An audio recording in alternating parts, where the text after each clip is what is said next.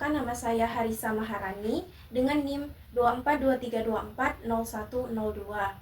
Pada kesempatan ini saya akan menjelaskan materi pembelajaran sejarah kebudayaan Islam yang mencakup pembelajaran dari kelompok 9 hingga ke kelompok 13. Yang pertama yakni kelompok 9 dengan judul Penyebaran Islam di Asia Tenggara.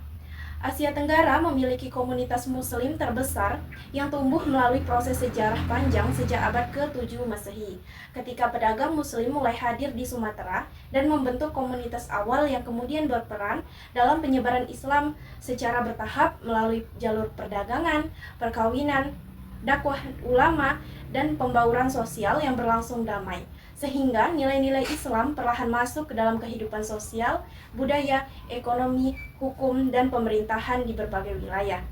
Proses penerimaan Islam berbeda-beda karena kondisi politik yang tidak sama.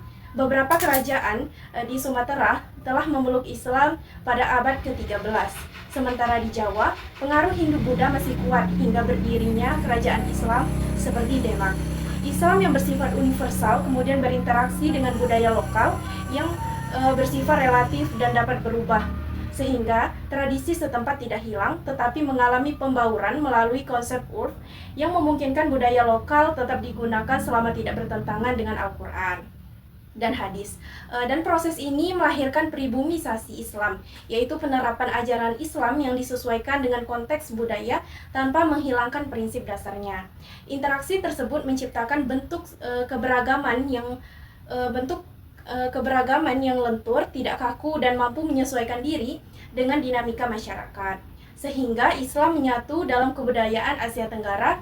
Dari proses ini lahirlah akulturasi, yaitu percampuran unsur budaya yang tidak saling meniadakan, di mana unsur yang sesuai dengan nilai Islam diterima, sedangkan yang bertentangan dimodifikasi, dan hal ini menghasilkan praktik keagamaan berciri lokal namun tetap berlandaskan ajaran Islam. Penyebaran Islam di kawasan ini menampilkan 3 pola penting.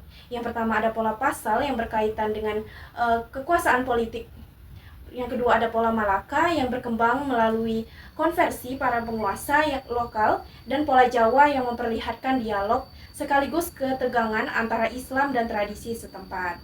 Ketiga pola tersebut menunjukkan bahwa setiap wilayah memiliki cara interaksi yang berbeda antara Islam dan budaya lokal, sehingga melahirkan corak keberagaman yang khas meskipun masyarakat menganut agama yang sama.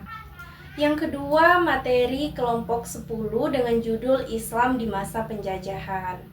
Islam di masa penjajahan berkembang ketika Belanda dan Inggris mengkukuhkan kekuasaan mereka.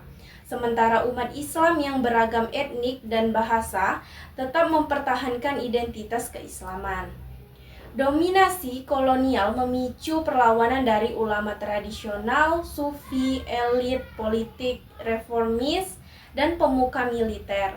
Terlihat dalam perang Diponegoro, Padri, Aceh, Banten, dan Makassar. Dengan pesantren tetap menjadi pusat pendidikan dan pembinaan umat, Islam yang masuk sejak abad pertama Hijriyah melalui perdagangan berkembang secara damai melalui proses kedatangan, penerimaan, dan penyebaran.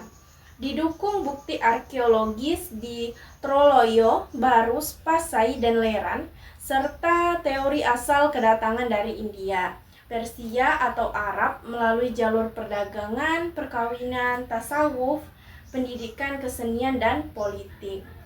Masa kejayaan Islam tampak pada periode Demak hingga Mataram sebelum melemah akibat berdirinya VOC pada 1619.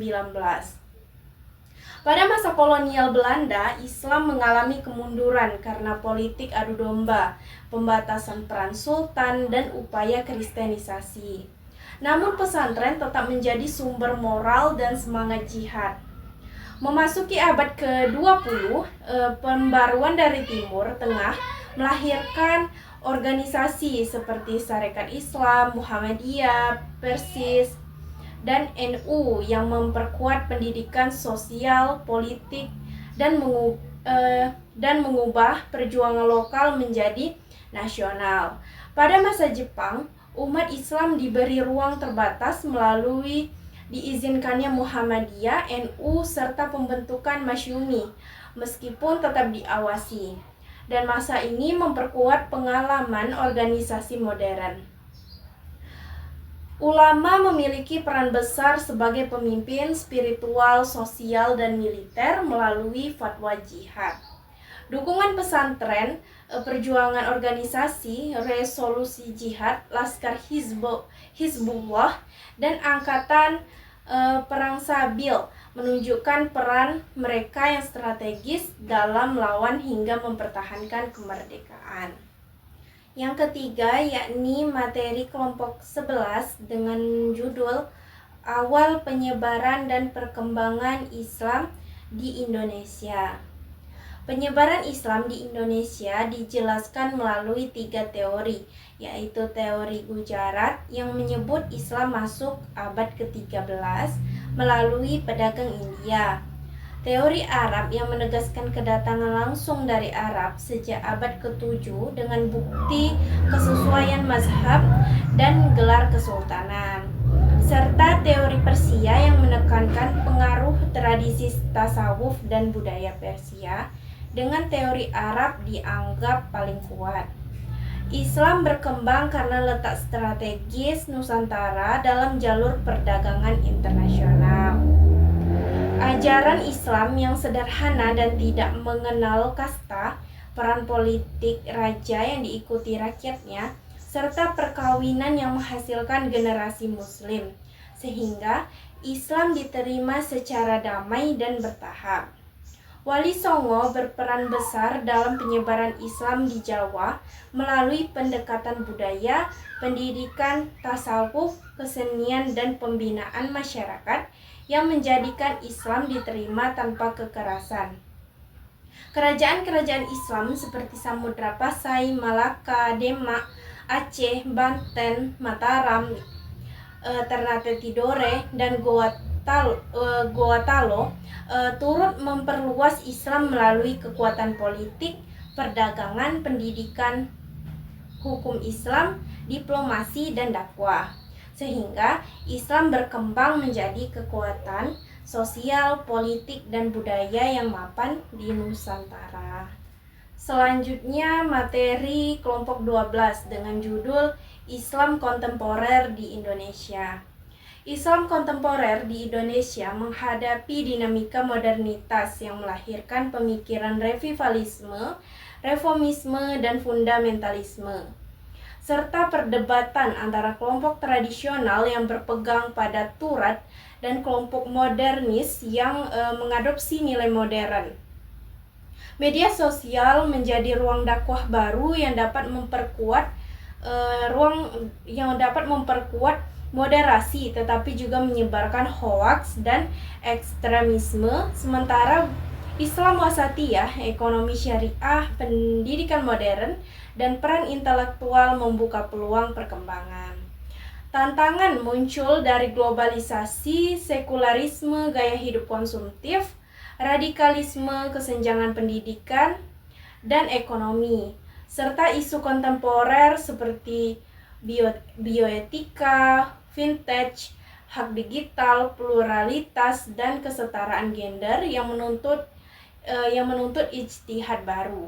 Di sisi lain, peluang besar hadir melalui mayoritas Muslim Indonesia, tradisi Islam Nusantara yang inklusif, pemanfaatan teknologi untuk dakwah kreatif, perkembangan pendidikan Islam, dan diplomasi budaya global. Berbagai isu seperti radikalisme, pluralisme, liberalisme, kesetaraan gender, serta tantangan hukum Islam terkait kesehatan, keuangan, dan digitalisasi menunjukkan dinamika keagamaan yang terus berkembang. Sementara media sosial memainkan peran penting dalam dakwah, pembentukan identitas, dialog antar agama, serta penguatan solidaritas, meski tetap menghadirkan ancaman hoaks dan ekstremisme. Yang terakhir yakni materi kelompok 13 dengan judul Kontribusi Islam terhadap Peradaban Dunia.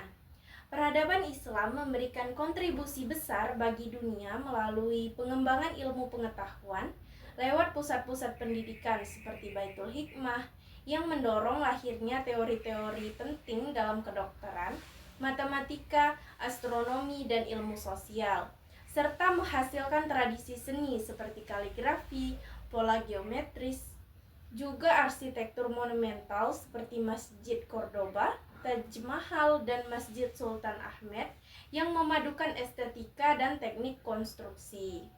Islam turut mempengaruhi budaya global melalui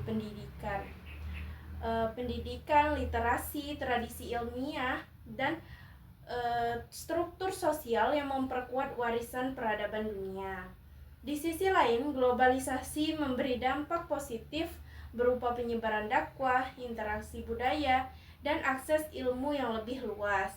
Namun juga menghadirkan tantangan seperti krisis identitas, stigma, materialisme, dan melemahnya budaya lokal bernuansa Islam. Sehingga diperlukan upaya menjaga nilai keislaman sambil tetap beradaptasi agar identitas umat tetap kuat dan mampu berperan positif dalam masyarakat global.